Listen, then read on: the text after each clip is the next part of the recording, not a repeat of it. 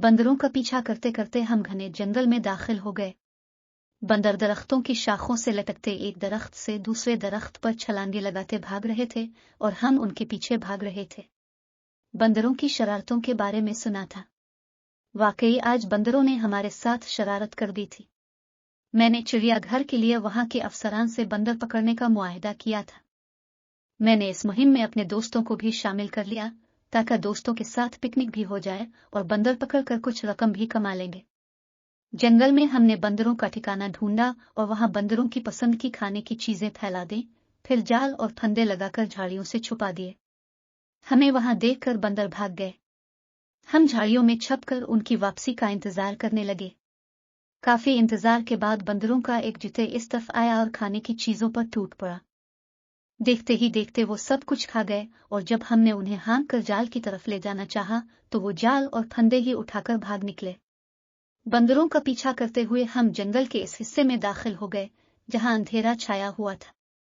घने दरख्तों की शाखों से छत सी बन गई थी जिससे सूरज की रोशनी जमीन तक नहीं पहुंच रही थी और दिन में भी रात का गुमा हो रहा था। यहां गहरी खामोश छाई थी, यानी मुकम्मल सन्नाटा था। बंदर न जाने कहां छप गए थे। हम अपने हथियार उठाए मुतहत कदमों से आगे बढ़ रहे थे। पत्ता भी गिरता तब हम चौंक उठते।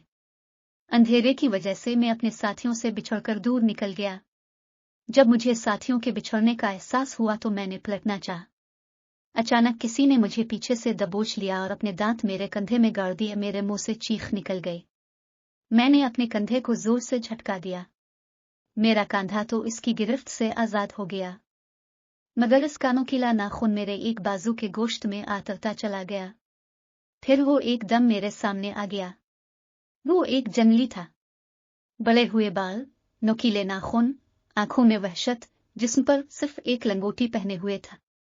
वो फिर मुझ पर झपटा, मगर मैं फुर्ती से झुकाई देकर बच गया और 2 कदम पीछे हटकर तेज सीटी बजाई। जवाब मेरे साथियों ने भी सीटी बजाई, जिसका मतलब था घबराओ नहीं, हम आ रहे हैं। ये हमारा आपस का खुफिया इशारा था। इस दौरान मौका पाकर इस जंगली ने फिर मुझे दबोच लिया। कम उम्र होने के बावजूद वो फुर्तीला और ताकतवर था। इतने में मेरे साथी भी वहां आ पहुंची। मुझे एक जंगली से गुत्थम गुथा देख रुक उन्होंने बंदूकें तान ले। गोली मत चलाना, मैंने चिल्ला कर कहा। मेरे साथियों ने अपने हथियार जमीन पर दुखरी और जंगली पर झपट पड़े।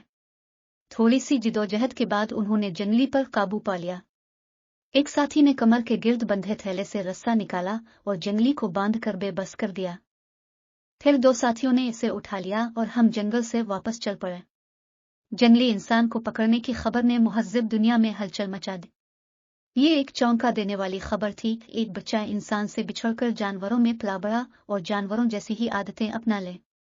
लोग जौक दर जौक जंगली लड़के को देखने आने लगे।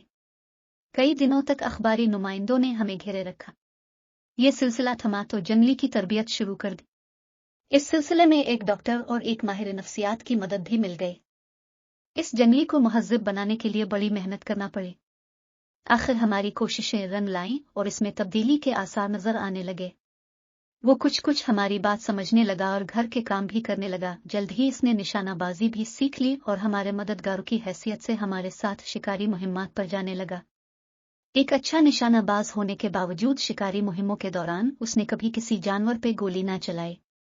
वो अपने पास एक थैला रखता जिसमें जानवरों के खाने की चीजें होती, जिन्हें वो जानवरों के आगे डाल देता और खुद दूर खड़ा रहकर उन्हें खाते देखता और खुश होता।